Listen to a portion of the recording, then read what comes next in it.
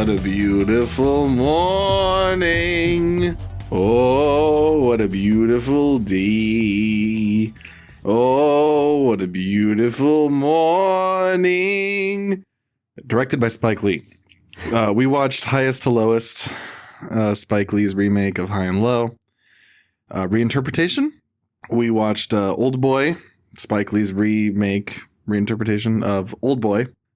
I don't remember why this came up. I think you just mentioned that Highest to Lowest was coming out, and we were like, hey, this is the second time he's remade an Asian movie, and it'll probably be the second time it's bad. I had never seen High and Low. I had never seen Oldboy. I had never seen Spike Lee's Oldboy. So I watched 4 movies for this episode. Mm-hmm. They were all new to me, and I liked one of them. You didn't like the original High and Low? Not that much. I mean, it's fine, but if I was just watching it for entertainment, I would have been like kind of bored with it. I didn't love the original High and Low. I admired it a lot, though. I thought it was well done. It's yeah. I think I've said on this podcast, I'm not the biggest fan of Kurosawa. Like just the way he makes movies, it's just not really for me. I find his movies to be kind of they're not very exciting, but they're not very like intellectually engaging either for me. So I just kind of look at them and I go, yeah, that's a movie, but I don't know. They're not. I've seen Ron. I've seen what's the most famous one? What's it Seven called? Samurai? Or I guess not that one. The other really famous, the multiple perspectives. Oh, Rashomon. Rashomon. I've seen that. Yeah. And they're fine. They're fine. No issues there. High and Low, I found it also to be basically fine. I watched it after the Spike Lee version. And whoa. Where do you want to start? Do you want to start with the original remake he did or the newest one? I don't know. Where do you want to take this? I think we have to go with the original sin. Okay. Of Oldboy. Yeah. So I had seen Oldboy, many years after it came out, because I think it came out when I was like 4 years old. Yeah. Oldboy, South Korean movie from 2003 by Park Chan-wook. He has one of your favorites? Well, I think he's one of my favorite directors working today. I think he's extremely talented. He's never really missed for me. There are some movies I don't like as much as others. Like Joint Security Area is one of his like weaker films. But The Handmaiden, Decision to Leave, No Other Choice, which came out this year. I believe it's coming out in the US on Christmas, but I saw it early. Fantastic. Fantastic movie. If that doesn't get nominated for Best Editing, I'm going to kill myself. Because it's insane. It's obviously the best choice. It looks very good. Mm-hmm. It's fantastic. I think you would like it a lot. Nice. Once I was getting into film, I saw Oldboy and I was like, it's on all these lists of, one of the best movies ever made. And I saw it and I'm like, well, I completely agree. Mm-hmm. This is one of the most entertaining, disgusting, best. I don't even know what to say. It's like it's hard to describe. The South Koreans really excel. I haven't seen that much South Korean cinema. It's funny that I say South Korea. It's like Korean cinema because there is no North Korean cinema. Yeah. As far as Korean cinema goes, I haven't seen a ton, but the stuff I've seen, they really fucking excel at making movies that give you everything you can get in a movie. Where you're getting something that's exciting, funny, disturbing, action-packed, but also kind of quiet and moody. It's just they have the formula. Like when Oldboy is that formula. Yeah, exactly. When Parasite won Best Picture and the people started, seeing it who weren't really aware of like foreign cinema, they're just like, wow, like this is every movie. It has something from like every genre of film. Memories of Murder, amazing. Also, Bong Joon-ho's, I think, first film or one of the first films. An early film, yeah. Amazing. And I had a similar experience watching Oldboy for the first time for this as when I watched Memories of Murder, where I went, oh, okay, I've just discovered a timeless classic.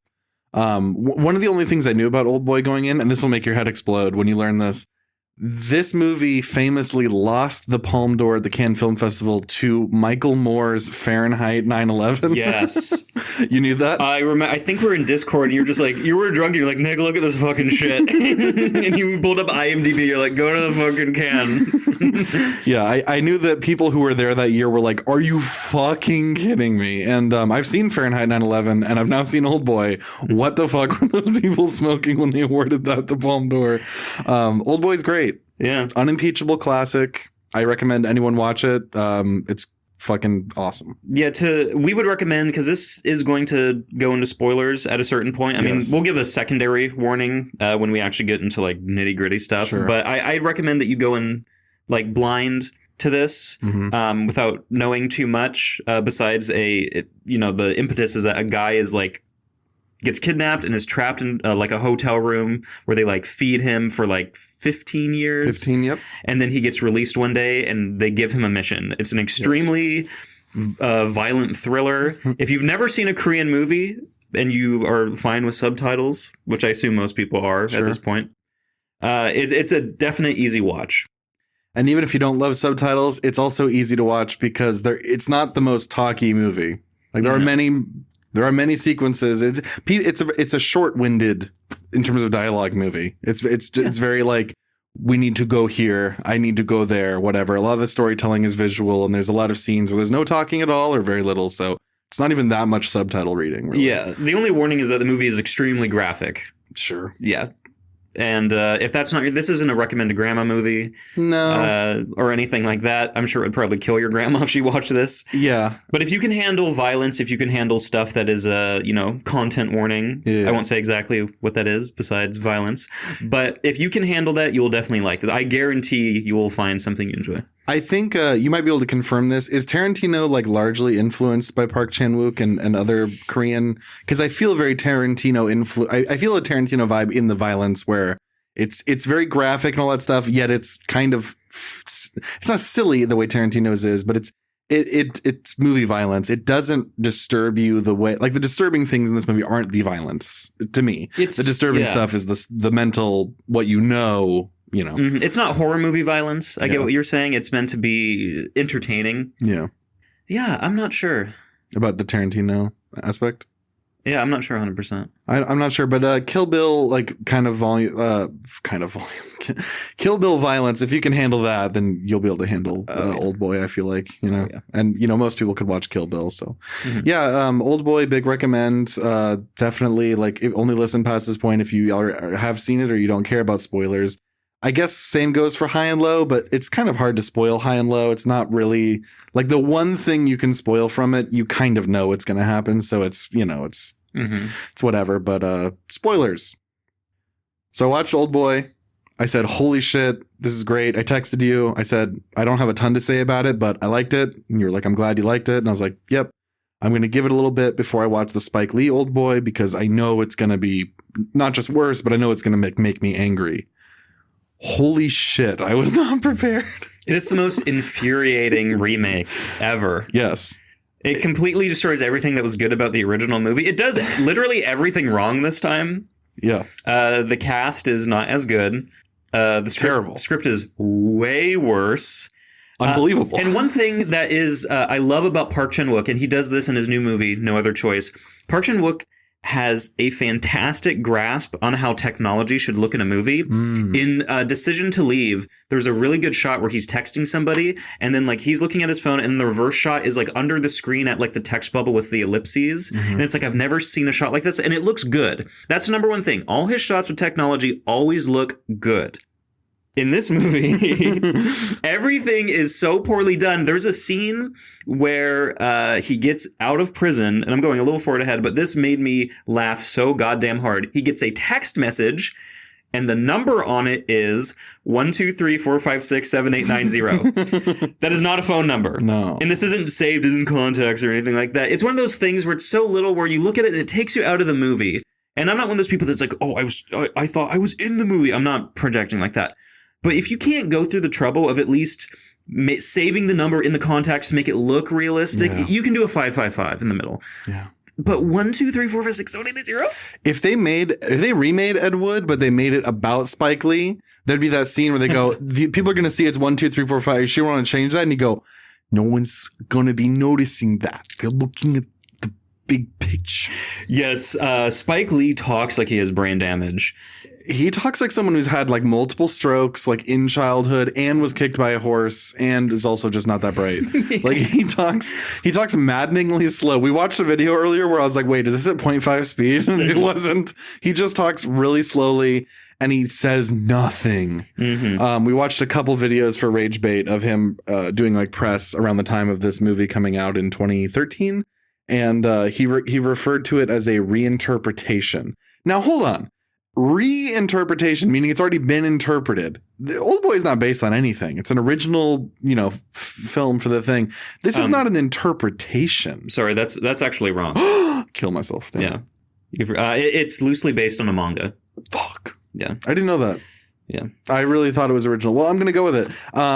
It's a reinterpretation then, I guess, because apparently it was based on something. But reinterpretation, that kind of feels like a spin of just like, dude, I just made dog shit. I kind of need to have some kind of way to like, I'm not trying to be as good as Oldboy, whatever. Yeah. If you pick up the screenplay and you sign your name to it, even if it's in a like one for me, one for them kind of thing where I'll make my passion project later. This movie is so terrible. You messaged me before I saw the Spike Lee Oldboy, but you had already seen it. You said it's shocking how many things are different that didn't need to be. Yes. And how many things are just not in it. And I was like, not in it. Okay. And I'm thinking about that while I'm watching Oldboy, the original, and I'm going, okay, like, pretty basic plot, honestly. Like it kind of feels complicated, but it really is just like very simple. Like we go here, we go there. Okay, I figured out the mystery. The Spike Lee Oldboy, there's an iconic fight scene in the original Oldboy that is remade in the Spike Lee one. And I think they both play around the same percentage of the movie, like about the 50% mark. I think you're right. And at the 50% mark in the original Oldboy, so much has happened. He was trapped, did the training, got his freedom, and has gone on this investigation, figures out how to find the place where he was originally held, and then goes there where this fight scene happens. In the Spike Lee one, he gets out, he goes home, he does some Google searching, then he just goes around. I guess the dumpling thing, I don't know how much time you want to spend on this. It blew my mind how he can see the name of the food. I guess we should explain this because people who are listening are going to be like, what is he saying? Yeah, so when he was locked in this hotel room, these captors are feeding him dumplings every day, which he initially doesn't like, but, Stockholm Syndrome. When he gets out, he's like, okay, I need to figure out where these dumplings came from because I know they were takeout. He gets like a tip, like they accidentally leave like something that makes it show that it's like takeout, I think.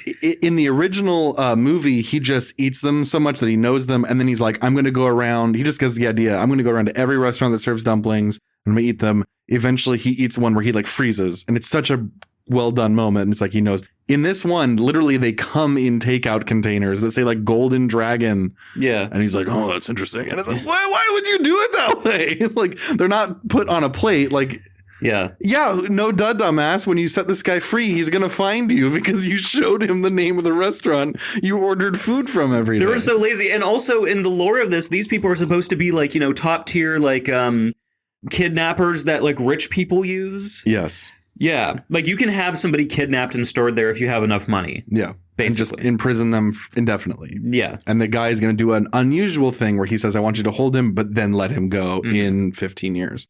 In the Spike Lee one, it's 20 years.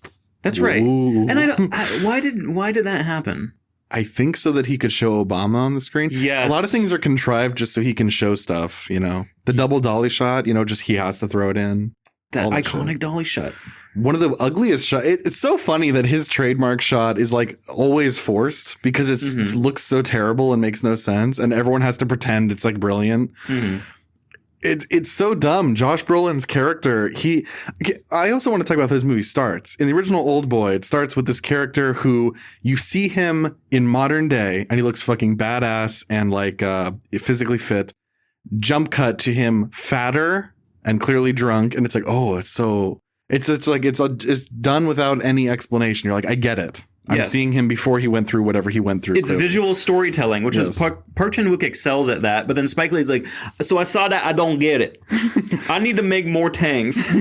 Spike Lee's version starts with Josh Brolin walking out of a restaurant with his dude bros going, you guys, I fucking love you and I'm an alcoholic. And then he walks into the alcohol store and buys the alcohol to drink before he goes back to his work and says, I'm a fucking king and I drink at work because I'm fucking fat. Yeah.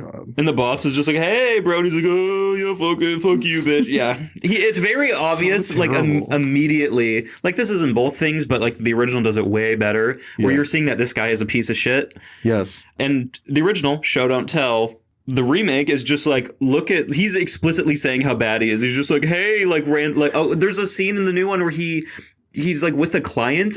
And then, like, the client's like, okay, I'll think it over. And then the client's, like, girlfriend is there. And he, like, tries to just, like, hit on her. Immediately. The client is like, I'm going to go to the restroom. And then Josh Brolin just puts his hand on her thigh and he's like, you, me, 8-ball of Coke, and we go fuck at my cabin. And then she's like, I don't know. And he's like, what the fuck is wrong with you? And then the dude is just right there. Like, he didn't even get from past the table. It's like, what kind of fucking staging is this scene? It's like a literal child made it. What I loved is that in the original, the dude is acting drunk, where he's belligerent, he's goofy, he's falling down, he's acting. You can tell this dude not only is really drunk, but also probably has a problem because he's not like shaken. Like you can tell he kind of by how his behavior is that he's used to being this drunk. The Josh Brolin character, it then cuts to a Darren Aronofsky shot of the camera mounted to him, and he goes, "I'm drunk." Yes. Just yelling into the street. I have a lot of problem with the shot composition in this. Yes. The original looks gorgeous. Remake has just the most basic, sometimes like shot, reverse shot. Also, the beginning, I don't know if you clock this, looks like a Michael Mann movie sometimes, especially at night. Like their use of digital camera and just like more natural lighting. It eventually goes away. But I was looking at that in the beginning. I'm just like, this looks like a bad Michael Mann movie, which I mean, a lot of Michael Mann movies are great. Or bad Michael Mann movies. I kind of get what you mean. Yeah, the shooting style, Spike Lee is he's an infuriating director. He's terrible. He doesn't know what to do with the camera ever. And his movies are just full of coverage. If you don't know what that means, when people are shooting a scene, like you and I are talking right now, most directors are going to film an angle where you can only see you, an angle where you can only see me, and then at least one other angle where you can see both of us, and then maybe some other little shots that they want to get for close-ups, whatever. And that stuff is called coverage. It's the way that you cover the scene. Spike Lee movies are only coverage. There is not a single shot in any of his movies that ever feels inspired. It's never like the camera has to be here and move this way. He doesn't have any like flourishes, but then he has the double dolly shot. He has like one takes that are terrible, but it's just so that you can have some variety to the coverage. Most of the scenes in his movies, including the opening scene, it's just filmed in this way where it's like, yeah, there's no like intention behind anything. It's like, okay, put the camera on a crane. We're going to get that shot because you need that in your coverage. Okay, we're going to get a medium shot because we need that in our coverage. It's all just like, it's already, it's like it just had to be this way because this is what you do when you make movies. Yes. There's no feeling behind anything. It doesn't feel like he had any intention of filming anything a certain way. He's like, I just need to get through this. Yes. Which is very weird because it seems like this was like he wanted to do this. This wasn't like a one for them thing, I don't think. No. And I want to give him a little bit of leeway because the shot composition would have sucked no matter what. But apparently he didn't get final cut of this movie. And they cut out a lot, according to him. I think they cut out at least 30 minutes. Wow. And we talk about how this movie is kind of missing a lot of things that are in the original movie and make the movie better. So I don't know what he filmed. I know him and Josh were just like, we are not happy with the final product. But he's still, the problems that we have with the final product are stuff that he could have avoided. It was still going to be, that's the other thing. It's like they cut stuff out, but they didn't cut out the whole movie. Like I still saw some stuff and everything in it is poorly done. One good example of this, I mentioned the thing about how like, you have that same pivotal scene in the middle, but way less has happened. In the original film, when he is freed, he goes here, goes there, gets into a fight with someone, ends up at a sushi bar. And with the scene of him meeting the female lead of the film, she's working at the sushi bar. He's kind of charming to her because he's just so fucking like dead to everything. And he's been watching TV in this like hotel prison. he knows some trivia about pebbles floating or sinking or something. Yeah, they have like educational shows, I believe. Yeah. Yes. And she says some expression and he's like, actually, it works this way or whatever. But he's not being a dick. And she kind of finds him interesting, and it builds, and it's this long scene. And then he gets a mysterious phone call from the guy who kidnapped him. And in the Spike Lee version, he just runs into the female lead. She's like a doctor at like a mobile like blood clinic. Yes. And she's like, hey, you're aggressing this guy. And he's like, he stole my thing. And then it's just like, hey, by the way, you're actually kind of cute. Like, what if we're now? And then she just has loyalty to him. Mm-hmm. It's just so rushed. And it's like they're just skipping through that to get it out of the way to get to the thing, but there is no the thing they're getting to. Yeah, and you can tell just, from the finished product in the remake, like there weren't going to be more scenes of them connecting like that, because that was just the entirety of them meeting and forming any connection. This isn't something that the studio cut out because they're just like, hey, Spike, you dumb burnt midget. We need to get this under 3 hours. And he's like, nah. No, it's genuinely because whoever wrote this version of the script just fucked it, and Spike was like, that's fine. It also has that's fine. It also has no like internal logic, as they call it, meaning like there's movies, and Oldboy is one of them, where they don't operate the way average people would act, but it makes sense. Everyone's behavior makes sense with each other's. It's like heightened reality, some people would call this, whatever. It doesn't even have that. It's this terrible thing in American movies where people just have like fierce loyalties based on nothing. People are friends and then enemies and then friends within the same scene for no reason. The Josh Brolin and Elizabeth Olsen characters completely just whatever needs to be said to contrive the next plot point, of which there's like 2. Mm-hmm. He immediately finds the prison. And in the original film, he finds the place, goes in, slowly gets revenge, pulling teeth out of the head of the guy who's like running the operation there. Mm-hmm. In the Spike Lee one, it's Sam Jackson with a fucking mohawk. And he starts cutting little pieces. He cuts like strips of skin out of Sam Jackson's neck. What?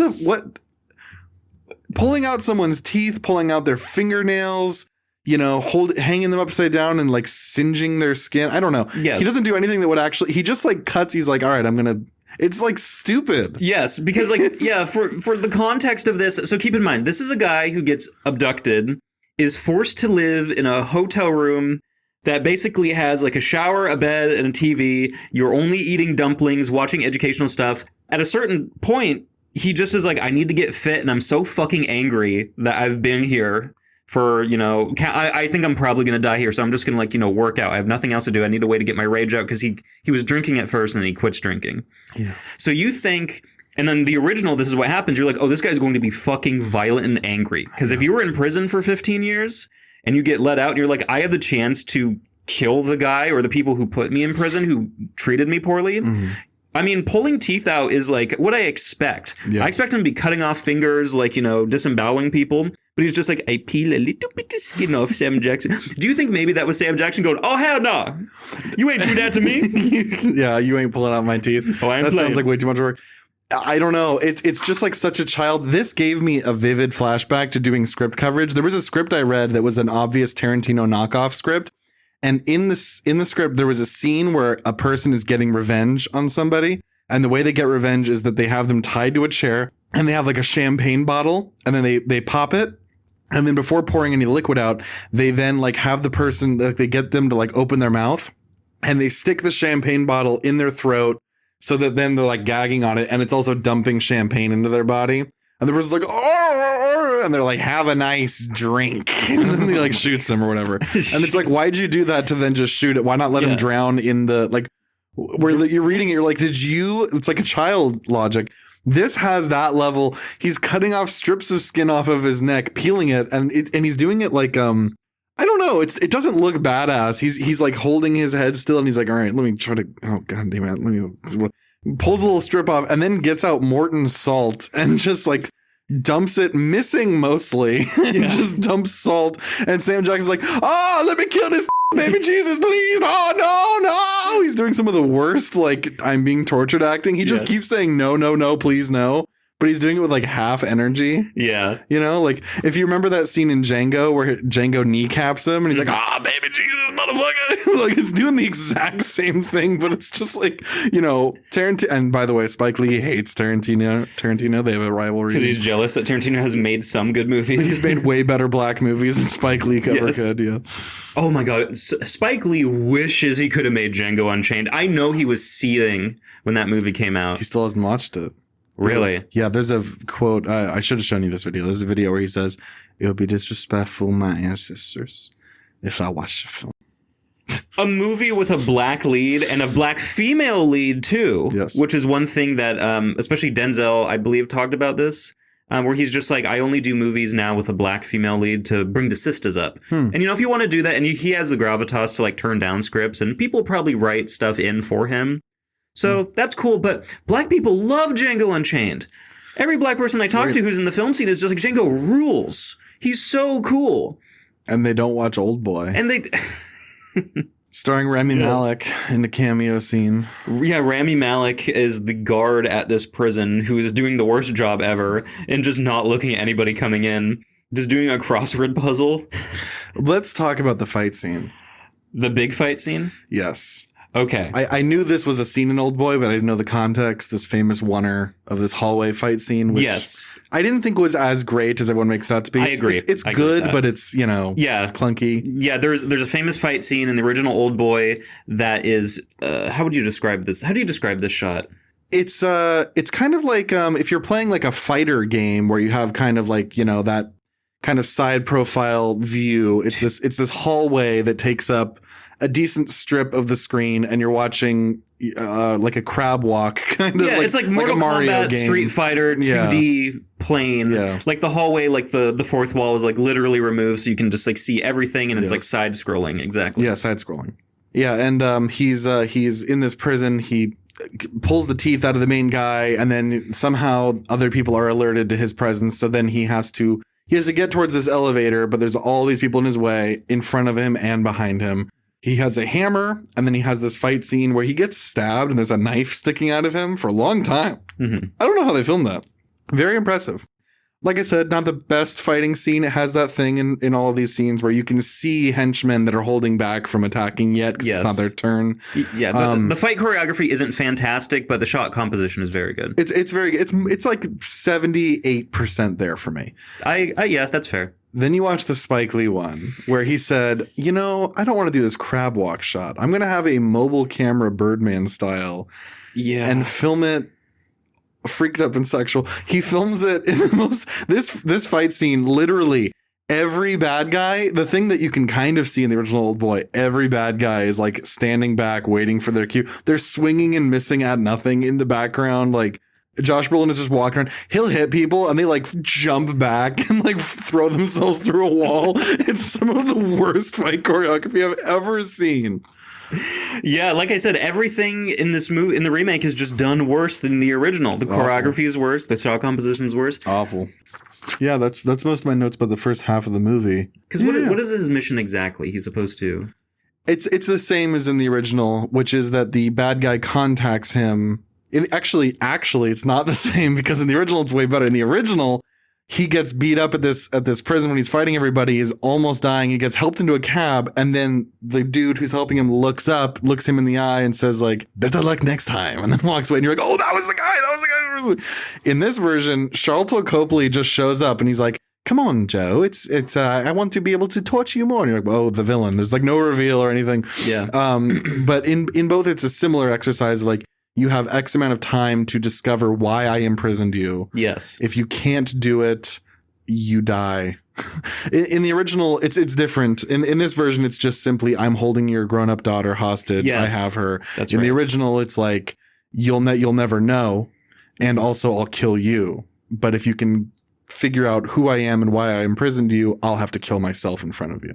So yes. I believe in both. They make it seem, once he disappears, that on the news that his wife and daughter, or his like wife was killed, and he was blamed for the murder, and his daughter thinks he's a murderer. He's a fugitive now. Yes. The world thinks he's guilty of murdering his wife, and now his daughter was raised an orphan and is now he's seen interviews and she's now an adult and she looks the way she looks.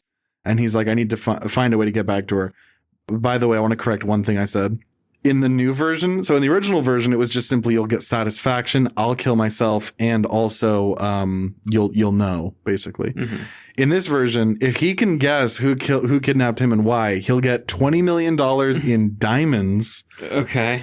Sharlto Copley will kill himself. He'll also write a signed confession that he'll give to the police, and he'll give him a video of Sharlto raping and strangling and killing his wife. And he's like, I don't want that, but I do want the diamonds. Again, this is like a child. Like, this is too many things. That's the dumbest thing. So many rewards. $20 million of diamonds. Was that Spike Lee? He's like, make him get a bedazzled chain. And also, imagine you walk into a jeweler, you're like, I'd like $20 million, please. I know the idea is supposed to go to like a bunch of little ones, but does he think diamonds also just aren't traceable? Like, there would be no red flags of the guy pressing button. Hey, a guy has $1 million worth of diamonds here. Like, I don't know. Yeah.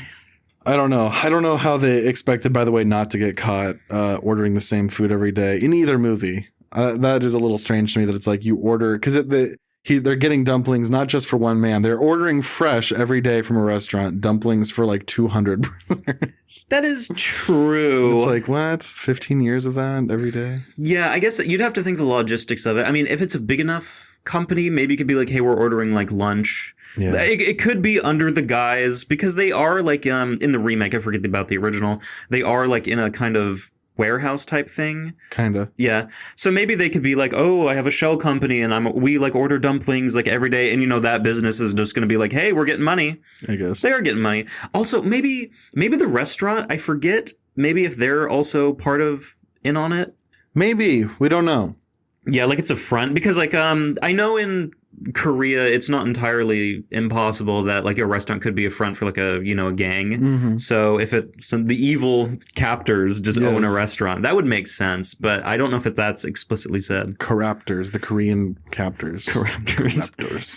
Some Karigas kidnapped you. By the way, this is a scene where Sharlto Copley says, reparations must be made. And I was like, okay, Spike. Spike, your career is reparations. You're getting to make movies is such reparations in DEI. It's unbelievable. Your career should count as like a hate crime when I watch it. I feel like I need reparations. Like, we went too far with the reparations we did, letting you still have a camera to make like Da-5 Bloods. You know what we need, Caleb? Yeah. We need 40 acres and a mule as recompense. I'd feed him to the mule. He looks like a mule. Oh, by the way, Christopher from The Sopranos is in the remake. Yeah, he owns a bar that Oldboy goes to. Oldboy's friend is Christopher Moltisanti. Spike Lee loves casting eye ties in his movies in the random roles. Because they're tight. Yeah, kind of, I guess. By the way, Christopher, he wrote a movie that Spike directed in the 90s. It was just weird. I guess they knew each other because of that, maybe, but there's a thing where his bar is like an Irish bar, and there's like shot after shot after shot in quick succession establishing all the Irish things around his bar. Oh, yeah. Spike Lee loves doing this in movies where he just puts like an ethnic thing into space and then just shows it over and over and over again. He does it in Highest to Lowest as well. I keep almost calling it what you called it. Which we will not be repeating. We will reveal it later. I think we have to, right? We probably... We can say it. We can say it. Yeah, we can say it. We can say it. We're going to say it later. Yeah, knowing us, we're going to say it in 10, but 9. The reveal... It's not revealed at this point yet, but Christopher discovers who the bad guy is and why he kidnapped him. And he calls Oldboy and he's like, yo, it's the whore. It's all about the whore. When you learn what happens and the fact that they all still refer to this person as the whore, It's like, why? They wouldn't think to say that, but we need them to say the mean thing. The bad guy just shows up and says, you called her a whore. And then he starts strangling Christopher. He just loves strangling. It's like the brown bunny. It's his thing. Yeah. And he's like, you called her a whore. Yeah. Mommy! That actually fits. Yeah, kind of. Yeah. I mean, should we get into that then? Yeah, let's break it down. Okay, so this is like the second and final spoiler warning. This is like a big turn. Everything we talked about has been kind of, superficial action-wise. Stuff you could probably see in the trailer. This is your final warning. Watch the original one. Don't watch Spike Lee's old, Great bigger plot twist. Yeah. So in the original, the reason why the villain put the main character in this prison for 15 years is because back when they were in, I guess their equivalent of high school, I think, the main character, who I'll just call Oldboy because I forget his Korean name, Oldboy sees the main character making out and like having sex with that guy's sister. Not Oldboy's sister, but his own, an incestuous relationship. Yes.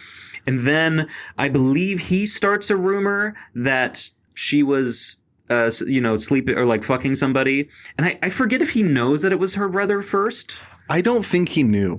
Yeah, because his whole his diatribe is you don't realize the damage you did. Yes, that's right. So he doesn't know who it is, but he's like, oh, she was fucking somebody. So he starts, tells the entire like school, like, oh, that spreads like wildfire. And then eventually, like, because of all the bullying, she kills herself. Yes. And his reason isn't just because, oh, my sister killed herself. It's because I was, I had a personal connection. And that's why it was like so shameful. She was my girlfriend. So I blame you. Exactly. In the remake, it's different for no reason. So same thing. He was at school. He sees the villain's sister in a sexual relationship with her father. Yes. I don't know. First of all, I don't know why you changed this. And then there's a reveal that also the villain was having sex with the dad as well. And there's like a weird flashback scene where like the dad, and this is not in the original movie, the dad goes through the house and just kills everybody with a shotgun, and the villain, when the dad sees him, just goes, oh, hello, daddy, hello, and then just shoots him in the chest.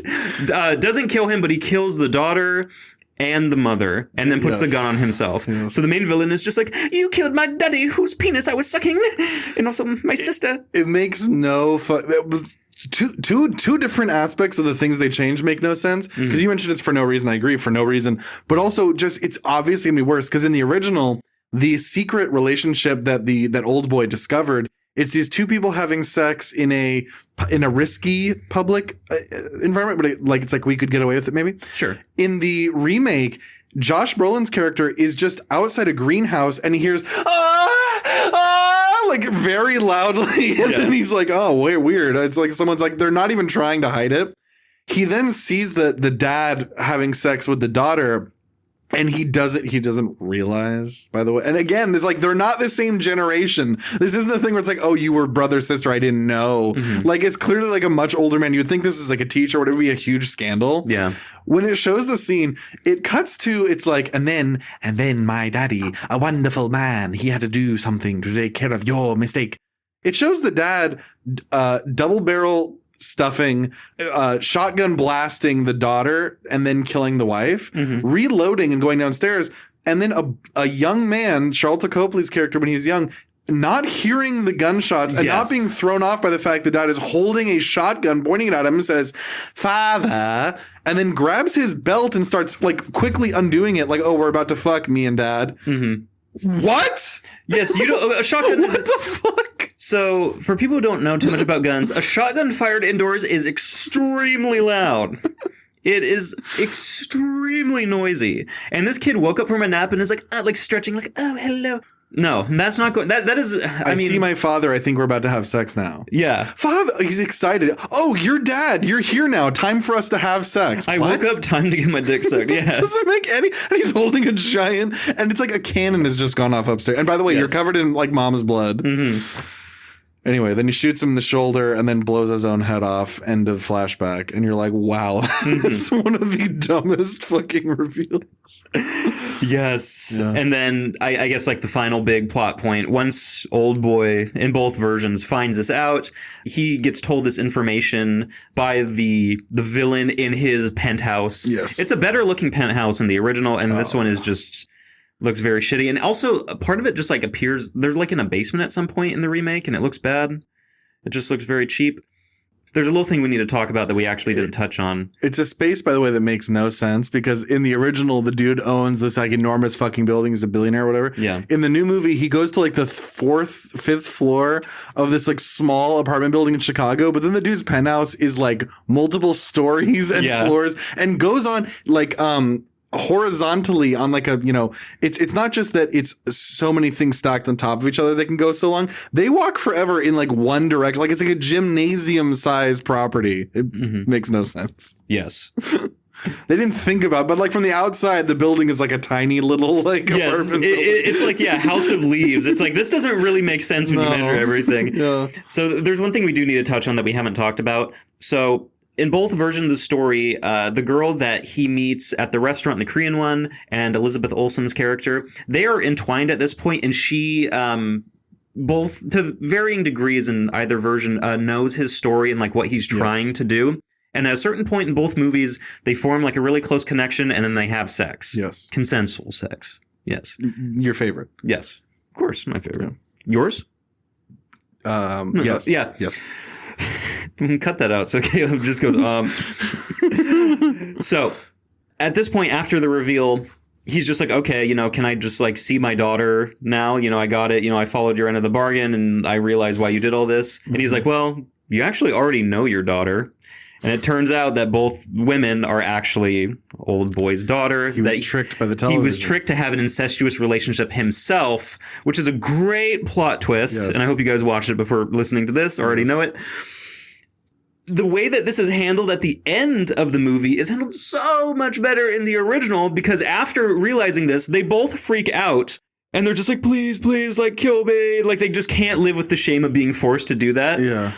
In the original version, Oldboy cuts his tongue out. He is freaking out. And at the end, he realizes this, and he's reunited with the girl, and they share like one of my favorite parts of the movie, where they're just like hugging each other in the snow, and she looks like, a little bit like, dejected and just like isn't paying attention. He's just like smiling crazy, and he's just like, ugh. Yeah. And he's just like, I can't tell her, but he's like, I need to be in her life because this is my daughter. Yeah. In the remake, he just like fucks off and goes back to the hotel. In the remake, he starts yelling.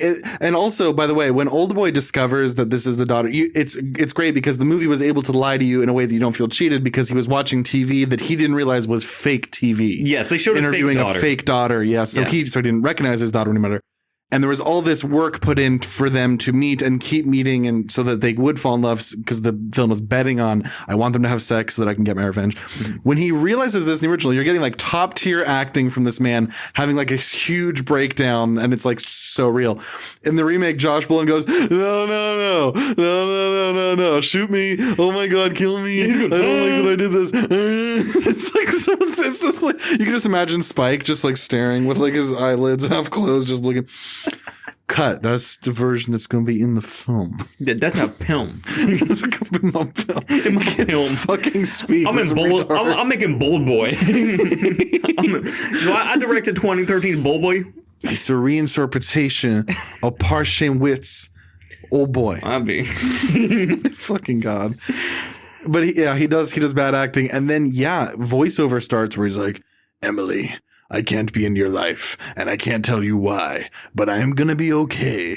And then it cuts to him. He checked himself back into the super prison, and he's just smiling at the camera. And it's like, what? First of all, wouldn't those people just shoot you in the head if you went back to the prison? Yes. Because keep in mind, he raided the prison and killed people and tortured the guy who runs the prison. Yeah. So what? They're just fine with it now? It's one battle after another. I don't know what to tell you. It's one fucking punched my head after the other. Yeah. God, yeah.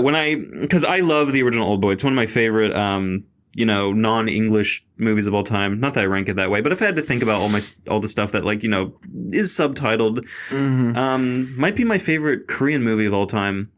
Have you seen Memories of Murder? I have. Yeah, it's good. That's my number one. Yeah, I mean, I love violence, so Oldboy just hits for me.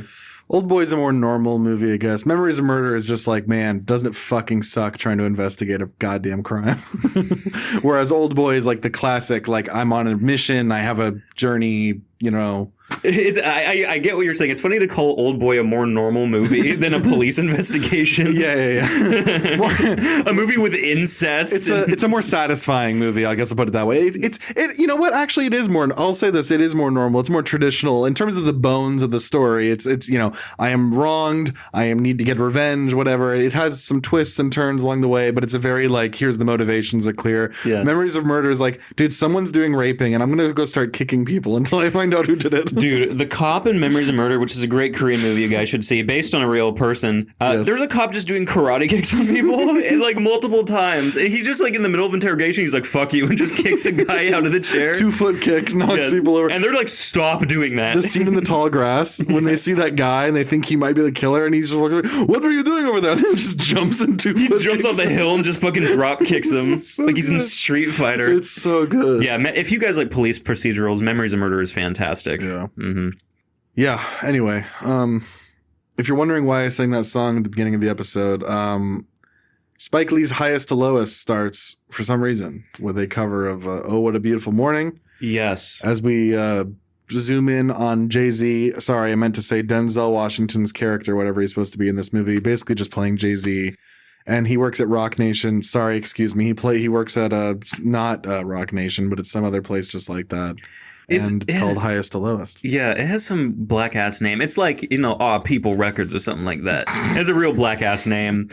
And can we talk real quick about something? I've seen this online and I clocked this almost immediately, the second time it happened. Yeah. This has some of the worst score I've ever heard in a movie. It is so out of place. There'll be a scene where it's an action scene, somebody's about to maybe get beaten or killed. Yes. And they're playing snappy jazz, it's none of the music fits. Yes. And I've never really seen a movie do this egregious. We talk about something where we're just this is the worst ever. This might be the worst score and music placement I've ever seen in a movie. And I'm not being, I'm not just trying to dunk on Spike Lee. You're not being a hater. No.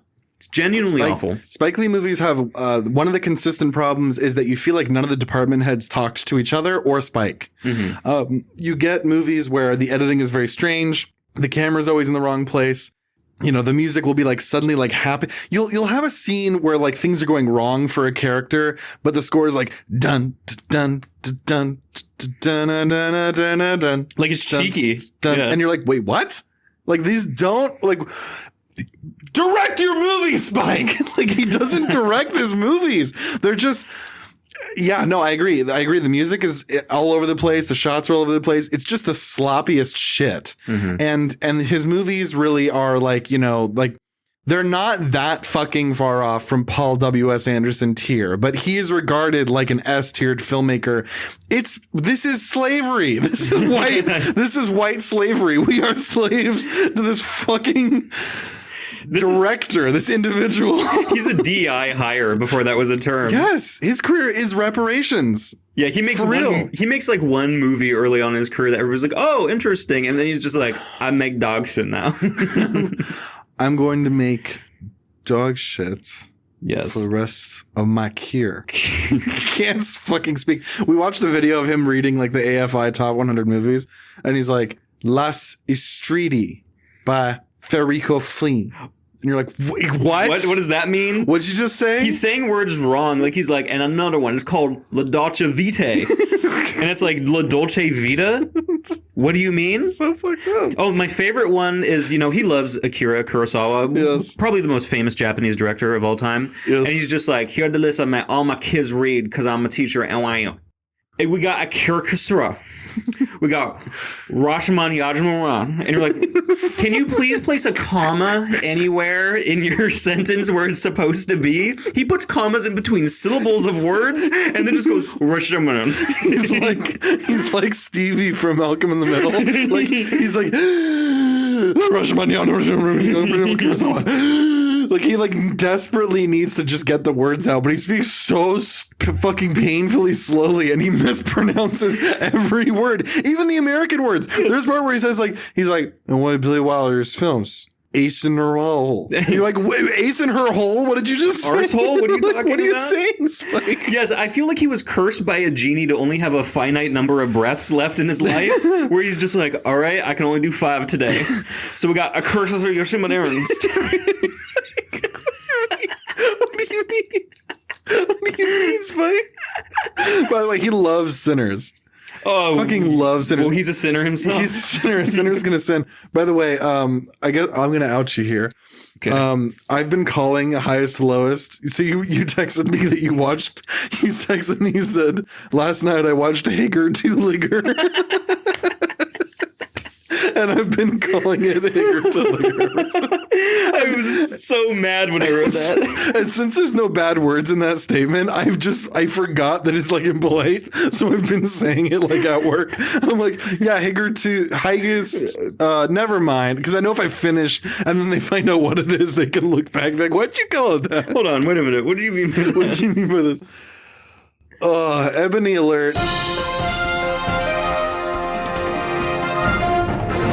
He made a remake of High and Low, and the basic plot is intact. Yes. Which is that a wealthy man's son is kidnapped, but he wasn't kidnapped. It was his driver's son, which is the consistent in both. Almost everything else, though, is different in terms of like what they do for a living, the style of it, the amount of time spent on the situation. High and Low, it's very like the first hour of the movie is like basically like 2 scenes. Yes, in the original, the first I counted it was like the first 45 or 50 minutes is all in the main character's house. Yes, and in the original, you find out a lot about his character, and you do to Spike's credit in Highest to Lowest. You understand like why Denzel is the way he is, like his thought process.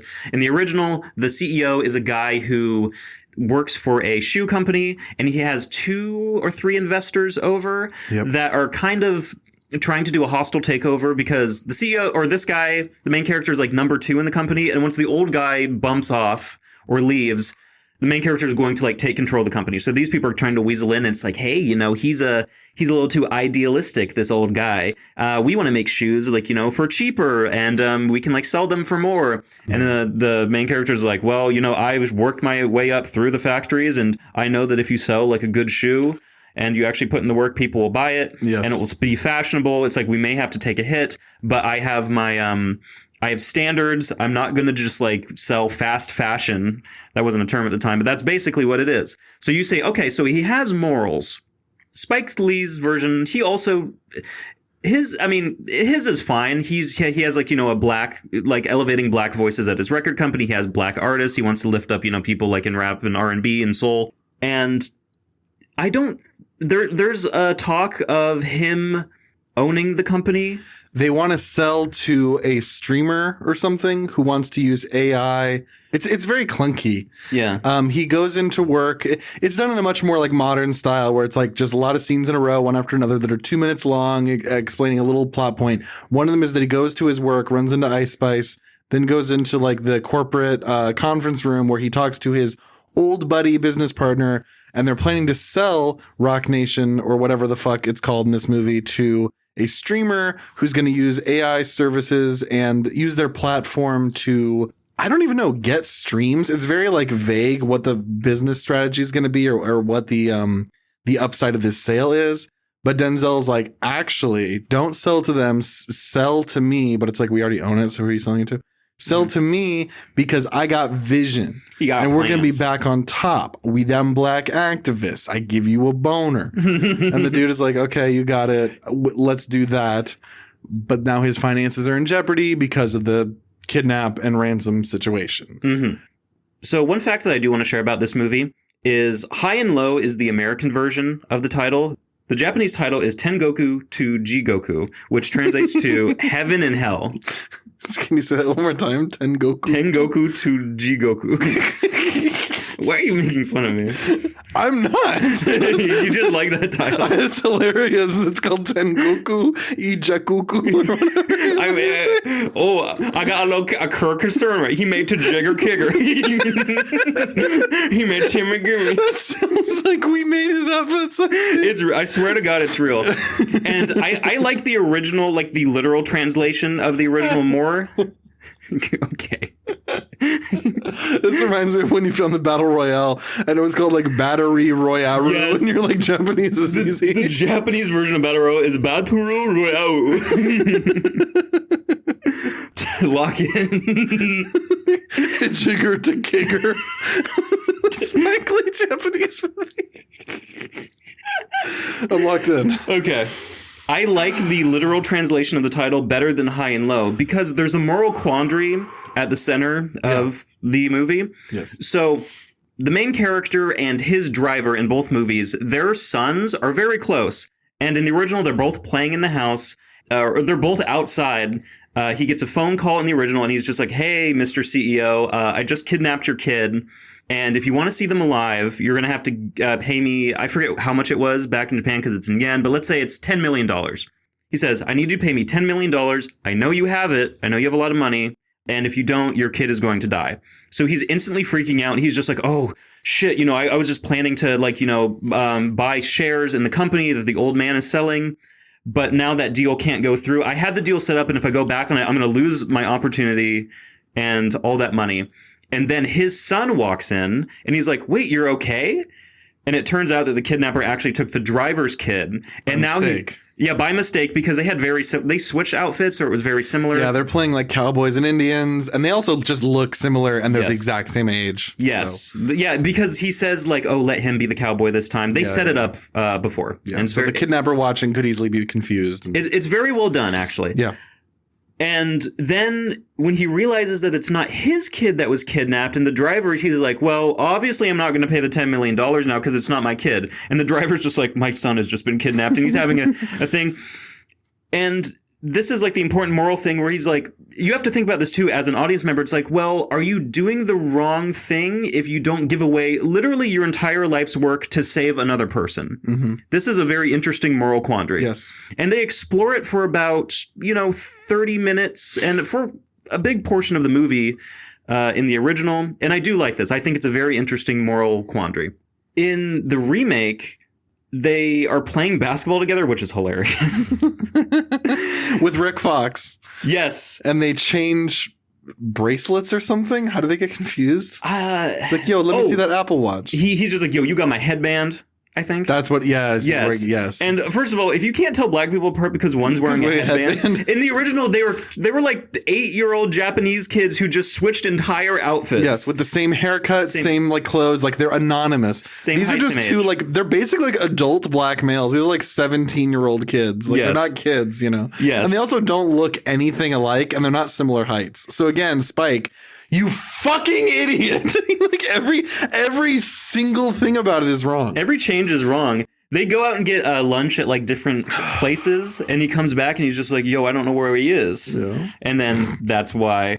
So, and also this doesn't take place in the house, which I thought was just like kind of a weird opportunity. And I do want to say one last thing about the first act of the movie in the original. Yeah. So there is a very powerful visual metaphor in how the house looks in the original High and Low.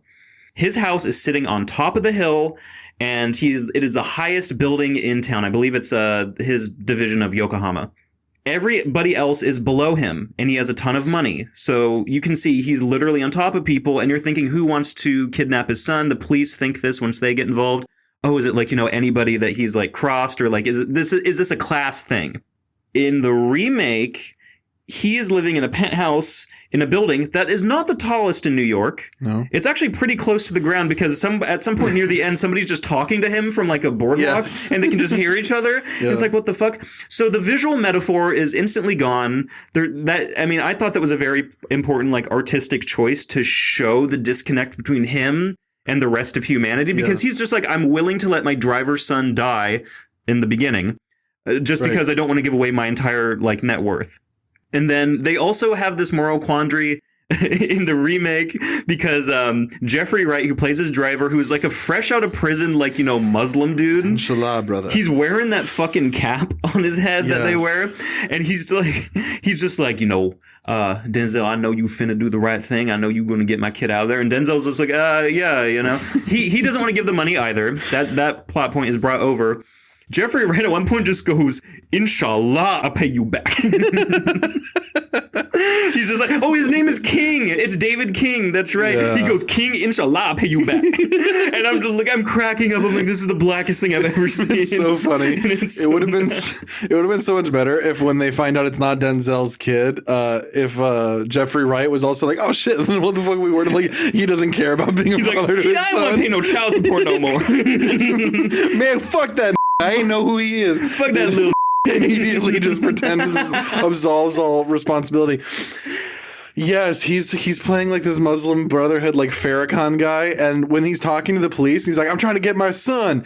Dennis from 30 Rock, Chaos from the Allstate ads is like, "All right, fucking back up." Like, he's immediately being like so antagonistic, and he's like, "Yo, I think I know you from somewhere," and it's like, "Of course, oh, you're right." Right, the detective in New York who's showing up to the kidnapped person's case, he's the same cop who arrested David King when he like broke into a 7-Eleven 20 years ago and got locked up or whatever. Like, of course it's going to be the same cop. Makes no sense.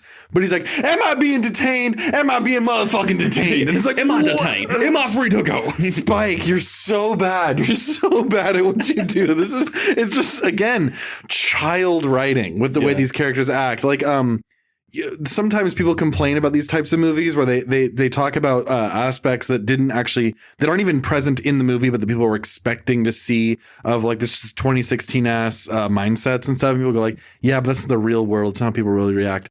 Spike Lee characters, they are supposed to be real people, but they're walking around doing and saying like modern Twitter jokes about 2016 people. Yes. Oh my God. Some of the social media in Highest to Lowest is the worst thing of all time. Oh my God. There's like constant just like meme discussion, and there's one we'll get to later that I have to bring up. It's on a cover of a newspaper, and it made me just piss my whole ass. Okay, this is different from what I thought you were gonna say. If I'm coming to a part, you feel free to bring it up, but I got one that made me pause the movie. I got some lines that made me pause the movie. Go ahead. When the son is returned, well, not returned, but when the son comes home because he wasn't kidnapped, he's looking at X and he says, "Yeah, Black Twitter thugging me out." he's saying, "Dad, they're mad at us." It's really funny. Black Twitter is meaning like, fuck these motherfuckers that he didn't get fucking kids. Like, there's no like cohesion within the movie. Even in Spike Lee's like fake Black utopian world, even then Black Twitter still just like hates Black people. Yeah. And there's the kid has a Kamala Harris poster on the wall. Oh fuck, he says like, "We move on" or whatever. We the best. We the best. And the people keep saying over and over again about Denzel's character, he's basically playing like, what if Jay-Z never made a second album, kind of. Because it's referenced at one point that he used to be a rapper, but he's clearly like a producer first, businessman first. I mean, he's just dressed like modern Jay-Z, wearing the fucking Yankee hat and all of his shit. And they say multiple times, he got the best ears in the business, but the coldest heart. They say that so many times. And then the son, at one point, he's like, "Yo, Dad, you got to pay the ransom." And he's like, "I ain't finna do that because I'm Denzel Washington. I'm a crazy son." Denzel Washington is giving like the most reckless, just like checked out performance. Yes, he's constantly like doing like Negro rhyming. He's like, "I'm the best. I'm the West. I got a vest on. You know, homie. You know, we straight. We rape. You know, we through the gate." Yes.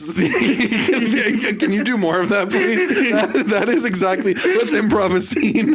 I'll be Jeffrey Wright. You be Denzel. Okay. And Shalom, my son is still kidnapped, motherfucking shit. Hey, don't be acting funny. I ain't got no money, honey. You motherfucker, am I being detained? That racist ass cop is still across the living room. Am I being detained? Don't be jonesing. Don't be ponesing. I'll do another 9/11 on your ass. I'm a Muslim. I'm out of stuff. Yeah, no, they're doing black rhyming. All of Spike Lee's characters do this all the time, where they're just like high five, like, "Yeah, give me that, bro." And someone will say like, "Are you fine?" It's like, "Man, I'm fine. I'm Shine. I'm motherfucking Brian." And you're like, what does that mean? Hey, yo, I'm crisper than a $2 bill on Wednesday. What is that? What does that mean? Oh my God. And I mean, I don't even know what to say. One battle after another. One thing that I also think is just done worse for no reason. So the kidnapper in the original says, "Don't alert the police, otherwise I'm just going to kill the kid. If there's like any heat like coming down, if I see any pig or whatever, I'm going to kill your kid." So in the original, they use a different phone that's like not tied to the home landline, which they also set up earlier smartly. and they call the police and explain everything. The police arrive undercover in like a, I think it's like some builder or like workers van. Yes. And they arrive in like, jumpsuits, and they're undercover, and they close all the curtains. And since he's on like, the top of the hill, he's just like, well, if we stay away from the windows, nobody can see in. So there's actually a little bit of play at the put into where the location literally is, yes, which is smart. And eventually, while the curtains are closed, the police are there over the course of like, a couple days, setting up a stakeout of like, okay, here's what we're going to do. We're going to see if like, what is our game plan? And eventually the guy calls back and he's like, hey, just noticed it's like 10 in the morning. Why are your curtains closed? And there's like a very tense scene of like everybody has to hide just out of view. And he's like, oh, sorry, just woke up, and keep up appearances. Yeah. You don't have police there, do you? And yes. And immediately clear out. And yeah. Yes. And, this movie is kind of blocked like a play, honestly. Like every single shot, everybody is just, nothing is, covering them. Mm-hmm. They all are like standing. Funny enough, everybody's just kind of like standing and like looking down for a lot of the scenes, which eventually I'm just like, okay, you can do something different. This is one aspect that I actually enjoy about this, and the way Kurosawa does things, where in real life they wouldn't be standing this way, but for where the camera is placed and from how you're watching it, it makes sense and it looks right. Like you don't really know. It's movie logic where it makes sense and it works. And yeah. And are you going to get into the difference? Is that where this is going? Well, contrast in the modern one. Yeah. Well, I was just going to say that immediately when he gets the first phone call in there, keep in mind, in the original, you don't see the kidnapper talking on the phone. This is all just disembodied voice. Yeah, disembodied voice.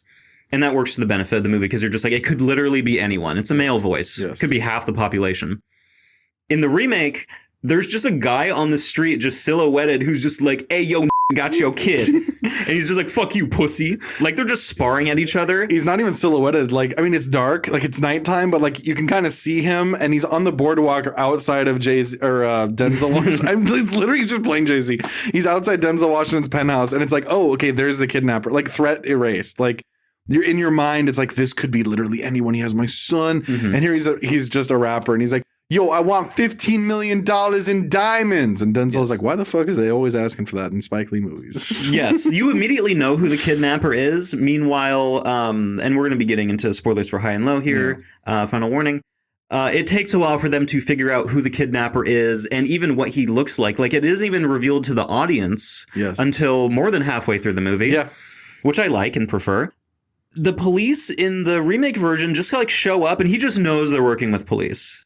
And also, you already know what happened because you're like, well, this is clearly a rapper who got turned down by Denzel. Yes. Like, you already know. Yes, because in the original, it's like, oh, is it like, is it the shady businessman he scorned? Yes. Is it somehow related to them? Is it somebody that he pissed off at a factory? Is it like, It's like Oldboy. Yes. Who could have done it? There's some mystery. It's a literal whodunit. And in this one, it's just like, oh, the bad guy's right there. It's like, why take that away? It could have been so good. I love how cheesy the reveal when he discovers who did it, because Denzel, they're like, damn, man, my nephew, he agrees he's going to pay the ransom pretty quickly. Yeah. And then they do it, and they try to do it in a way where they can keep the money, but it doesn't work. And he's like, damn, man, I'm on the outs. Well, I'm not going to be able to keep my business. I got to go try to find new artists. Plugs in his iPod. You're like, we get it. We know what's going to happen. Immediately hits play, and there's an A$AP Rocky song that the son could hear, because when he kidnapped the nephew, or whatever, the driver's son, he then just put him in a tub right outside his recording studio while he blasted the music he's making that he's trying to go viral with. And it's like, you don't think it's going to come back to get you? Yeah. Blasting just like the dumplings. Song. Yes. And it's one song, which is just this like Metro Boomin beat, with A$AP Rocky going back out the front, from the back to the front, back out the front, back from the truck to the front. And it's like, this is A$AP Rocky, by the way, fucking sucks. He makes like the most like just in one ear out the other music. People are praising this movie like, oh, Denzel brought out of him, like this acting, like what we didn't know. No. A$AP Rocky's fucking terrible in this. His music, by the way, and Denzel's like, oh my God, they don't say I got the best ears in the business for nothing. He's talking like Bugs Bunny in this movie, by the way. Did you notice that? He's just like Denzel. He's like, oh boy. Sometimes Denzel, he's like, wow. He's doing like, you know, at the end of Flight when he's like, God help me, I was drunk. He's like, my son's been kidnapped. I'm an oil man.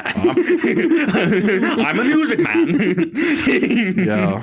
I'm a music man. I'm a big fan. I'm a Park Stan. I'm Park Chan-wook. They say.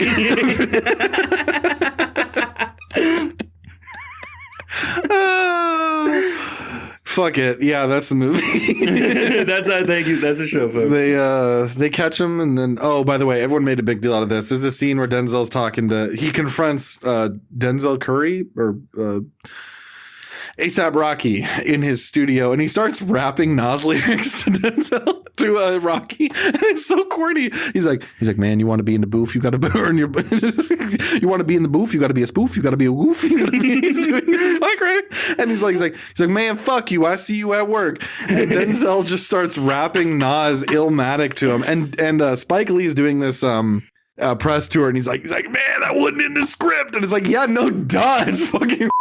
It's not a bragging right. I'm glad you talked about this because, you know, I don't know rap as well as you do. I didn't realize that was an actual song. I thought that was like from the dome. He's like, let me spit something for you, young blood. Yeah. That's what I thought. I was like, this is gay. Yeah. It was so bad. Illmatic is like the Oldboy of rap albums. It's like, you know, it's one of the like top pinnacle, like this is goated canon, like top 5 any hip hop fans like most important albums, you know. it's a very famous thing, and I think they were being clever or something, and Spike is like, man, that's why you need Denzel Washington. He's gonna bring that heat. He's gonna bring that fire. We them black filmmakers. They just sang a famous song. he's just like doing some of those famous lyrics by one of the most famous rappers. But it's high and low, and the highest and the lowest. They got all in this movie. Yeah. Then he gets arrested, and then there's the fucking double dolly shot really sent me. Well, there's something else I want to talk about before we get like too far in the end. Yeah. So once in both movies they decide, okay, we're going to pay the ransom. They're going to try to track it a certain way. Yeah. They're just like, okay, well, where do you want to meet up? Think it's going to be underneath a bridge, and then they can like trail somebody. He's like, no, I want you to get on a train in the original. He's like, I want you to get on a train, and it's going to go past, you know, this certain countryside. I will tell you what train to get on. And he's like always keeping him on his toes, where he's like not telling them too much information so they can plan ahead of time. Yes. The plan in the original is that he's going to be on a train, and he's like, well, I'm not going to pay unless I see my son. And he's like, fine. He has one worker hold the son up, so as the train goes by, he can like barely see him. He's like, I think that's him. And then like once the train crosses a bridge, he has to throw a briefcase full of the money out the window, and then somebody's going to go and pick up the briefcase. And then the kid will just be released. Mm-hmm. And it's a very like well done scene. It's very thrilling, and it was like heart pounding in the original. Mm-hmm. In the remake, they're like, all right, you need to get on like the L train or something, and you're going to go through the like Puerto Rican Day parade. Oh my God, they go through, and this has the worst fucking just like, why am I seeing this? They just have like performances by like real like Puerto Rican like musicians. He loves putting I'm just showing an ethnic thing in everything. Yes, and oh my God, there's one thing that fucking made me laugh out loud. When Denzel gets on the train, they're going to like I think like a Knicks game or something, and there's a guy who looks at the camera and goes, "Fuck the Celtics." It's John Turturro's cousin. Oh, really? Yes, and this guy, and again, he loves the eye ties in the movies. He's yelling, "You go Yankees! Such and such sucks." The Astros suck, maybe, or something. The Houston Astros, I think. Oh, I think he's like, "Fuck you, Boston." Oh, you know what? I think you're right. Yeah. Yes. Yeah. And they do this chant. And yes, he's looking into the camera. Just, New York is good. I am Spike Lee. I'm a... Kill yourself. Yeah, and at that, I'm just like, okay, well, this is a movie about a kid who's going to die. You don't put in a little nudge, wink, wink joke there. It's, I mean, I get he's trying to be cheeky, but tone is everything, man. You have to like, I know there's funny shit that the characters are saying to each other, but this is a scene where he's just like, oh, my best friend's son is about to probably get his head cut off on Live Leak if I don't deliver this money. I probably shouldn't have an cringe moment like that. Cringe moment, binge moment, the singe moment, all the moments, man. I love that bit. It's so true. We're genuinely not doing it more than the movie. Yeah. And so in the remake version, he has them switch trains and then go over the Puerto Rican Day Parade and go in between the cars and like drop it. Yeah. And during this scene, something similar happens in the original too, where somebody gets a picture of David King, Denzel's character, throwing the cash, and then everybody's like, whoa, so David King actually is doing the right thing. He gets a ton of good press on Twitter, and the like New York Post, they have like I can't even get through it. They have a newspaper that comes out, and the front is a Photoshop of him on T'Challa from Black Panther's body. Oh my God. And it says, the Black Panther of the Boogie Down Bronx. And I screamed. I said, this is the blackest thing I've ever seen, and I don't like that. And in the original, all that really happens is the police say, hey, you actually garnered a lot of goodwill for yourself, because it was a publicized case that there was a major kidnapping eventually. And they're just like, hey, the public thinks you did the right thing and they're on your side. You're actually a good person. And this is where the heaven to hell comes in, because he's like, maybe I am going to get into heaven now. I'm not just money hungry. I did the right thing. And in both movies, at this point, the kid gets released just out into the wild, and they get picked up somewhere. Yeah. So the kids are home safe. And then now begins the final act of the movie, where they're just trying to track down each kidnapper. Yeah.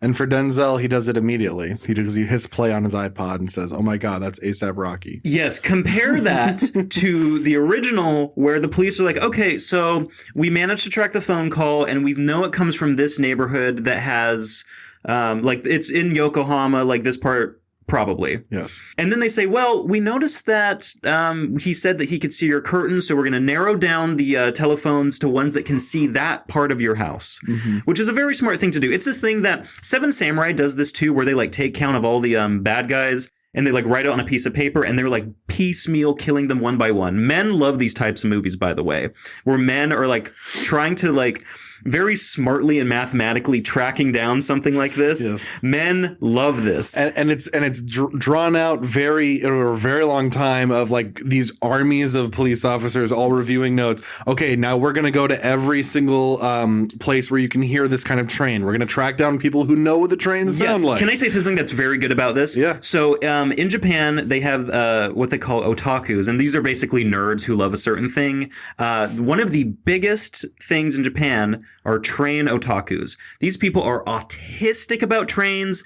Their entire life is like taking pictures of them. We have these in the West here too. Sure. But this is like top 5 like nerdy thing in Japan. It is huge. So they find a guy in High and Low who is a train otaku, and he's just like, oh yeah, that's the sound of this train that runs blah, blah, blah. So then they can compare to like one telephone where it was from. Yes. And then they can like reverse find who that guy was. Reverse engineer all of the circumstances of what they remember from the original call to determine where they could have been, which will tell them a little more than what they have, which is nothing. Yes. Yeah. Yeah. I love that part where I'm just like, oh, that's something I know in real life. That makes sense. And I know that in Japanese culture, they would know that there are train nerds like that. And I was like, oh, that's so well done.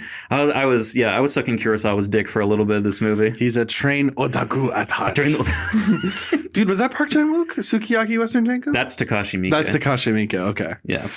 I'm an anime otaku at heart. Guys, what can I say? There's a really bad/good movie called Sukiyaki Western Django, where it's a Japanese movie where Quentin Tarantino is in it for some reason, and he's just in a wheelchair looking fat. Looking like Palpatine. Yes. You showed it to us. Chris and I were screaming at the top of our lungs for like 2 minutes. Like, what the fuck is... It's not a good movie. You guys shouldn't watch it. Just look up I'm an anime otaku at heart. Quentin Tarantino. It's the best line delivery, actually. Speaking of just Spike Lee shooting things, just coverage, just nonsense coverage. I remember in film school, we learned about Louis Buñuel, and we watched Viridiana. Have you seen it? I have not, but I know Buñuel, yeah. And Viridiana is a big Criterion movie. It's a Palme d'Or winner, 1961, I think. And Buñuel, for pretty much everything he shot, like he didn't do coverage. He's like, I think the scene, we should see these things, so I'm going to get those shots, and that's it. Like, I'm not going to film extra angles just so I have stuff to edit with later. Spike Lee's the opposite. He shoots only just coverage. I remember when we watched that, when the lesson like ended, I remember Chris said to us, he's like, so basically Buñuel's like, if you shoot coverage, you're a And that was going through my mind watching this. Where it's like Spike Lee only shoots coverage, so cinematically he's the biggest. I'm sure he's gonna love that you name dropped that he said. He should be proud. That's one of the funniest things he's ever said. Yeah. By the way, Spike Lee's a bad person. He is. He doxed these like random. Well, I turned you on to this. Yes, you did. He doxed random old people claiming that they were George Zimmerman. Dude, he can never admit he's committed any fault. No. And he like genuinely hurt these people. Yes. So bad. And they were willing to like let stuff go and he just like didn't apologize. And they're like, okay, I guess we'll sue you now. He gave them like 10 grand and claimed he would delete the tweet where he like doxed their address. And they were like, okay, great. They didn't realize that that's not going to end the harassment because people can still find the fucking information. You know? Yeah. And people, it's on the internet forever. Yeah. Screenshot. He sucks. Yeah. One thing that I have to say about the kidnapper in the remake, so on the nose, his name is just Young Felon. It's like, really? Can you not make him just like called the evil guy? Yeah. What'd you think of the double dolly shot after he gets caught? Oh, you mean the weird music video? Yes. Okay. I wanted to kill Spike Lee at that moment. Not anymore. Really? For legal reasons. Oh, okay. I'll say right now, I'm not going to, but I guess we can say I don't want anyone else to do it for me. I'm not asking anyone else to. I want to be the one in like an Amadeus way, like mentally. Like I want his death to be by my doing, but not in a way where I did anything illegal. I just want to bully him really hard. You want to legally say something so true that he kills himself? Yes. Sure. I would fucking love that. Can you imagine how awesome that'd be? I bullied him so hard that he like jumped off a building. You just have a tweet that's like just, Oldboy. that's just one word. And he's just like, I'm killing myself now. What would that one word be? And he jumps off a step stool and lands on his head and dies. He takes a big fall. There's a scene in Oldboy where a man falls off a building into a car and like explodes. Yes. Spike Lee could do that from his kitchen counter. He'll hit terminal velocity before he hits the first drawer. Jump off a stepping stool and hit his head and die. That's so funny. Yeah, so the double dolly shot you're talking about, eventually in High and Low. Sorry. This is so funny to me. In the original High and Low, they eventually track down that the bad guy is a medical student who has enlisted the help of some drug addicts to kidnap the kid. They're the people that held the kid and collected the money. So he kind of outsourced that. And then eventually the police, in addition to the main character, they run a sting in Yokohama and eventually find and catch him. Yes. The remake... Denzel is just like, all right, I figured out where Young Felon is. They go to an apartment. This made me scream. They go to an apartment which is like his baby mama, and the apartment is A24. Did you? Yes, I did notice this. And this is distributed by A24. Right. And Spike, you need to kill yourself right now. Yes. So through like just the most contrived stuff, the police are not involved at this point in the remake. He goes with Jeffrey Wright, and he's just like, you got to stay strapped. And he pulls out a fucking Desert Eagle from his, like, console in the middle, which is a crazy thing to have. First of all, that's going to snap you should not be, like, doing your crimes with a 50 cal. Yeah, he's clearly, like, an actual, like, he should be behind bars. Yes. He has, like, unregistered weapons, but he's like, but it's like, when he sees the cops, he's like, am I being detained? Yeah, okay, he's a literal felon, and he has, like, a 50 caliber pistol. Like, it would make more sense for him to have, like, a baby Glock or something like that. Yeah, if you wanted to be real, but Spike Lee's a fake brother and he doesn't know anything. I'm a real ass Spike and I know what they be running. It's that Glock 40 with that Stented clip. Yeah. With that red dot. You're a real wig half. Yeah. Wigger going hard as fuck. Wang half, white ass going hard as fuck. Yeah, that's what it is. Shout out Nick Fuentes, fan of the show. Our favorite. You kind of look like him, by the way. We share a name. Holy shit, that's true, though. That's so true. So eventually they raid his recording studio after getting information from his baby mama, who's like, oh, he's such a big fan of you. Yeah. They have their confrontation where he's just like rhyming all the time. He's like, ain't a crowd to do a rap. They start a shootout in there. Yes. And I forget actually how he's caught. It's so fucked. They have a black person shootout with, like, they're literally doing the sideways gun thing from Family Guy. Mm-hmm. Rocky gets away and then fucking shoots at Jeffrey Wright and through his like windshield. Oh yeah. And the windshield breaks and part of the glass gets in Jeffrey Wright's eye and he goes, my eye. And then he's just gone from the movie. Yeah, he goes, go get him, go get him. Go get him with Denzel. And then, inshallah, brother. And then Rocky just runs and suddenly there is just a train. And then he's on the train and Denzel's on the train. And then they have like a French Connection. Are we getting on? Are we getting off? Like thing. Collateral too. Well, that which just took it from the French Connection. And Spike Lee just lifts things from movies. Yeah. He's like Tarantino, but he doesn't take cool things. He just recreates iconic things and recreates them shot for shot, but then in his shitty context. Worse. It's like, this doesn't work when you do it this way. If that train scene from the French Connection was in a shit movie that no one knew, you could take it. But then literally Denzel, they just get in a fist fight. Rocky's on top of the train like fucking Mission Impossible. It's like, this doesn't happen. And then they start punching each other and Rocky tries to like commit suicide by jumping off the train between the cars. Denzel grabs him. He's like, man, just let me fall. Just let me die.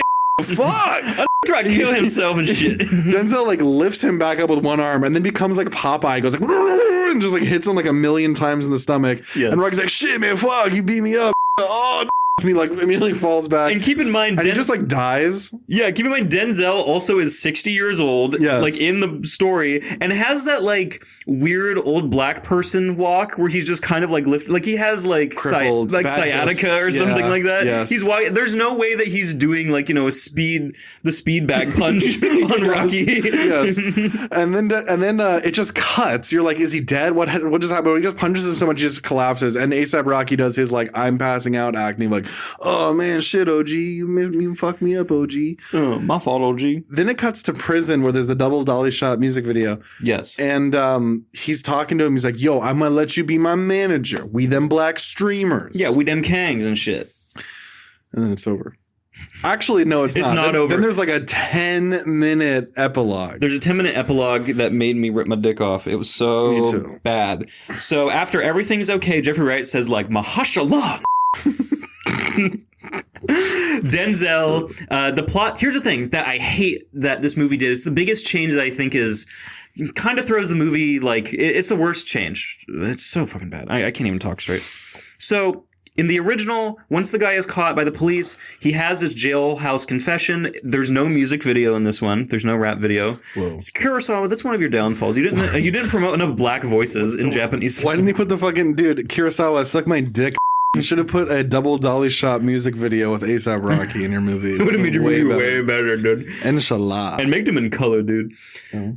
So the confession in High and Low in the jailhouse is basically the main character isn't talking much. He's just letting the kidnapper talk, and he's having like an existential crisis, realizing that he's going to like spend a big portion of his life, if not all of it, in prison. He's just thrown his life away. Yes. And the main character is just sitting there kind of quietly. And then it's literally the last scene of the movie. And the kidnapper just like, kind of loses his mind. He's like, ah. And then the guards pull him away from the window. And then the credits, High and Low. And you also realize when he's talking to him that the main character did not get the money back in time. He did not buy the company. So he's going to be in debt because he missed a payment thing. So he made the choice to save his friend's son instead of fulfilling his dreams to buy the company. Yeah. He made an actual choice that was hard to make, and there were some shortcomings because of it. Like, you know, there's the good things and bad things happen because of it. In the remake, you realize that the merger with the company just went through. And the whole point of the movie is to make hard moral choices. He ended up winning. He ended up winning and doing everything right. It's the ultimate black fantasy where you get to keep all of your money. And have, no consequences. The white man didn't get any of your money, but you also got the family that you then won't raise. Yes. And then they have a conversation where Rocky's just like, you know, once I get out, man, we gonna be making music and shit. And he's just like, you know what? I have morals. I'm not gonna work with you. He says his song has 1 billion streams or whatever in a day, and it's a song where he goes back from the front in the back of the front. Yeah, and it's like, yeah, that would be the biggest song in the world. A black kidnapped somebody and his fucking SoundCloud song went viral. Spike Lee is such a fucking old man. Oh my god. My name is Young Black. Here's my song, Being on the Bone. Being on the bone. Being on the bone. And then after this is an epilogue that's not in the original movie. The entire family, first of all, we have not talked about Denzel's wife in this. She is played by like a literal woman with Down syndrome. She is giving one of the worst performances of the entire movie. She is terrible. She had like 3 lines at the beginning, and she's like, we gonna give to that black charity. We them black entrepreneurs. Yeah, and she's just like, honey, you know that my background is in helping people at this charity that I made. It's like it's Chinese dialogue. Yes, but Chinese people aren't watching this movie. No, they're not saying okay at this one. Ooh, here's to Aurora. They get the money from the their word for black people have a lot of money. They really have so much money. Oh, black people stingy with their dollar. No. Did you get that from robbing people? We talked earlier about what you called highest to lowest. Yeah. Can I ask you, Nick, what would you do? How would you Spike Lee-ify the title One Battle After Another? Don't think about it. One bigger after another.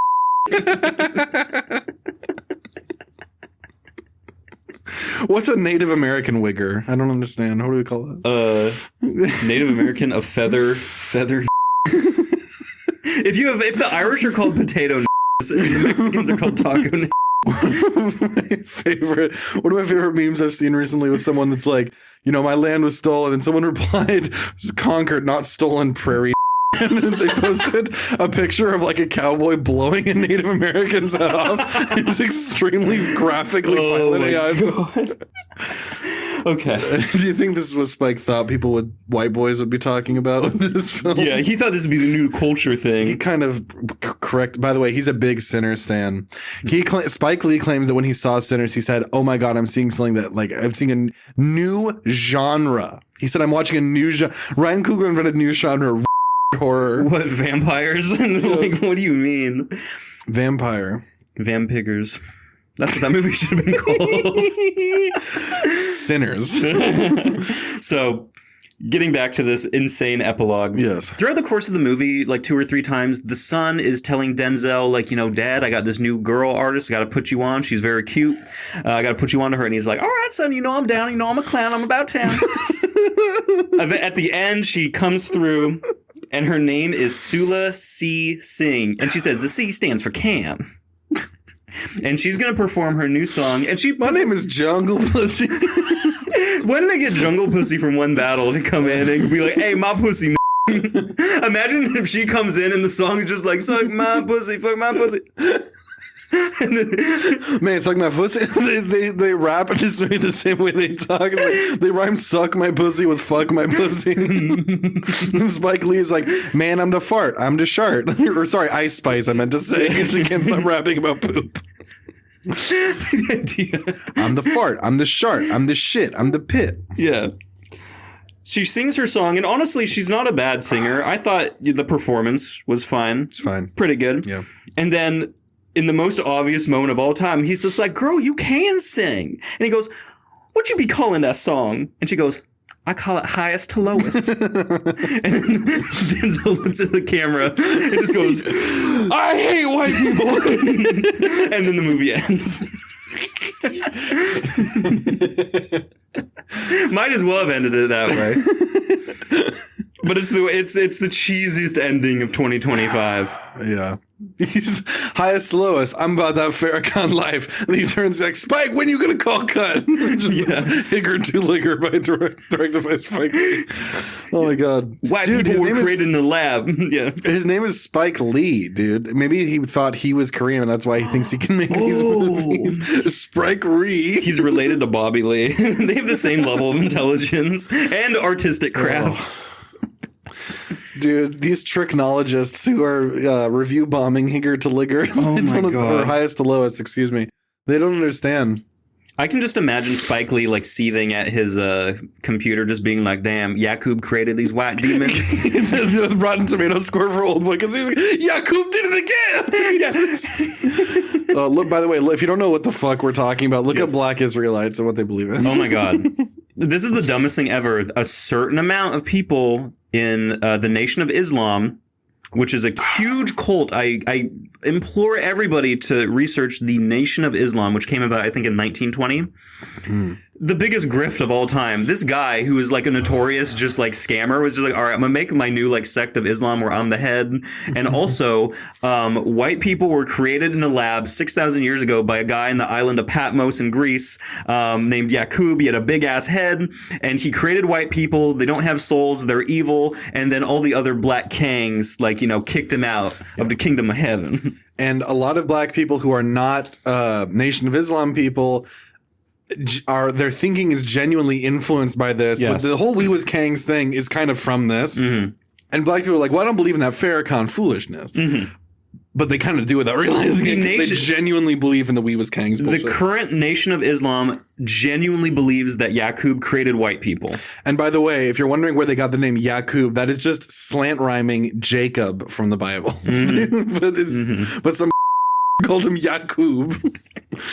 That's so stupid. Shout out my creator Yaqub for putting us here today so we can have a racist podcast. Have you ever seen those black Israelites yelling at the Jewish guy in New York? Yes. Best video ever. Dude. I love that. He's like, man, the black dude, he says something about Hitler, and the Jew's like, that is terrible. That is offensive. And then the dude goes, he fucking sticks out the room and he goes, fucking Heil Hitler. And I know that Kanye must have either interpolated that and like pitched it, whatever, when he made his song. Because it's the same like cadence, the way he delivers it. Oh my God. I would pay like pay-per-view prices to see like Hell in a Cell, like a bunch of black Israelites and Hasidic Jews just like argue or go at it. I would pay money for that. Yeah. Whoever wants to make a shit ton of money, please just corral them up. By the way, I can't see the clock. Is this our longest episode? We've been going for 97 minutes. Holy shit. It's not our longest. Feature length. We've gone the length of Oldboy. You could have watched Oldboy. You shouldn't have. The Spike version of Oldboy. Yeah. 20 minutes short on the goated Oldboy. But you chose to spend your time with us, two racists who... Here's the thing. We watched the fucking Spike Lee movies. Here's the thing. All you people out there that are like, whoa, these guys are racist. I've seen more Spike Lee movies than you. That is true. You've seen a lot. So, you know, who are you mad at? Yeah. Look in the mirror. I've seen now at least 3 Spike Lee movies, so that's enough to sense a pattern. I don't like the pattern I'm seeing. No. And, yeah, Spike, most overrated director. You're a DEI hired dude. You're a burnt midget. I don't like you. This is going to be our most censored episode. This is going to take so long to edit. This is the first half is going to be fine, and then once we start talking about Higger, once we got into the second film, took a turn. We're not even that drunk. This is from the heart. Is this Patreon? No. Oh no, this is not Patreon. Fuck. Yeah. I'll say on a positive note, Spike Lee has 2 good movies, called Malcolm X and Do the Right Thing. They were made a few years apart, 30 fucking years ago. He has made a lot of bullshit since. He's an Oscar winner now. He won an Oscar for Best Adapted Screenplay for Black Klansman, a movie with some of the worst writing I've ever seen in my life. By the way, dude, I'm going to show you the screenplay for Black Klansman. Every word is capitalized. Not the first letter of every word is capitalized. I'm not kidding. Why? How do you even do that? Like Jaden Smith, I don't know how you do that, but Jaden Smith does the same thing with his tweets. It's like this black thing they do. Where it's like, I can't write good, so I make my own way of type. It makes it look cheap and unintelligent.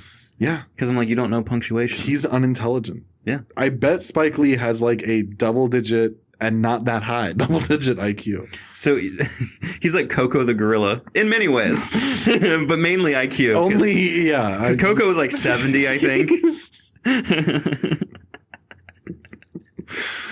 Oh my God. This is getting dangerous. I can't even add to that. Yeah. I think I'm going to call it Bag It and Tag It. Call it already. Thank you, ladies and gentlemen, for listening to something that's probably going to get us kicked off Apple and Spotify. We are Your Older Brothers on Instagram and TikTok. It is Your Older Brothers Podcast. On X, it is You Are older brothers. If you want to email us about how hard you laughed when your boss heard this at work, email us at yourolderBrothers@gmail.com. Oh, did you say molest us at gmail.com? Message. I heard molest us. Another Freudian slip from Caleb. It's not a Freudian slip. You said it. So share the Patreon. Patreon.com/yourolderbrothers. $5 a month to hear episodes like this one. This. Now, this is public, but most of the ones like this are usually on the premium. If you like this, give some brothers $5. Let me hold $1. Yeah. Let us hold $5. And if you're afraid to share the show in general with people who don't listen to it, don't start them on this episode. But we're not racist. If you have racist friends, start them on this episode. Tell them they can only go up from here. Yeah. And if you guys give us more money, we can do this more professionally and sound better saying the N-word. It can only go higger from here.